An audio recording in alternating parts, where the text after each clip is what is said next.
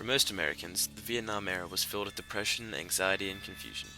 Initially, many collegiate students opposed the war, or at least the tactics taken to run it. Many students had a hard time grasping the reality of being drafted. Others flat out thought the war was an enormous waste of resources. Although many students disagreed with the nation's policies and tactics, they all seemed to support the cause.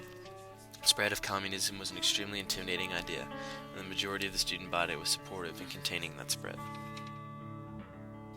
Being a primarily conservative community, the collegiate students were very supportive of the war. When asked if the U.S. was too involved, many students replied that we were not doing enough. Military competency was a high priority for students. This caused a student desire for more military leaders, not diplomats.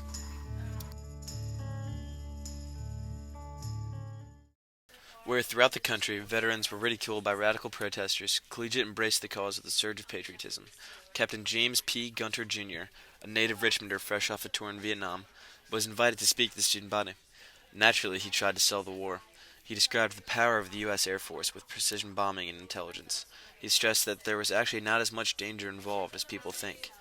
Despite his one-sided sale of the war, the collegiate body still welcomed him with respect and attentiveness, more than what other schools and universities nationwide could say.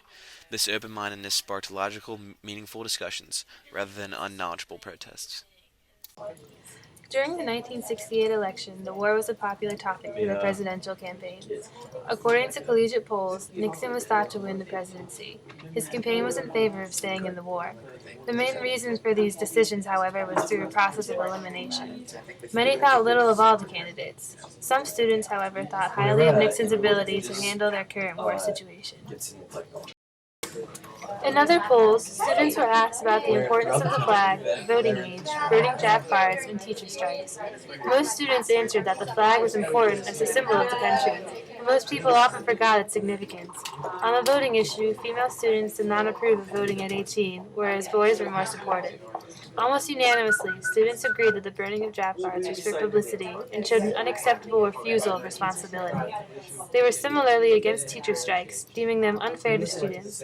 However, some thought if different methods proved ineffective in securing better working conditions, striking might be justified. In 1970, head of girls' school Mrs. Flippin announced the replacement of exams with heavy discussion on the issues of Cambodia and the Kent State crisis. They thought that exams were relatively unimportant compared to these prominent issues on campus. The program was divided into 3 themes: propaganda, how to distinguish between truth and falsehood; right of dissent, its importance, dangers, limits, and uses in democracy; and finally, steps towards anarchy, the recognition of them through historical perspective and psychology. The girls were very happy with this replacement. Many said they knew little about the war, and the discussion was a great idea to discuss and inform about these issues. Though the war was subject of great controversy in the American society, collegiate students proved generally patriotic and supportive. While other schools were burning Jap fires and staging sometimes violent protests, collegiate students discussed issues. They approved the reason for fighting, although war methods were less accepted. The war against communism was thought to be very important to the patriotic student body and widely accepted and supported.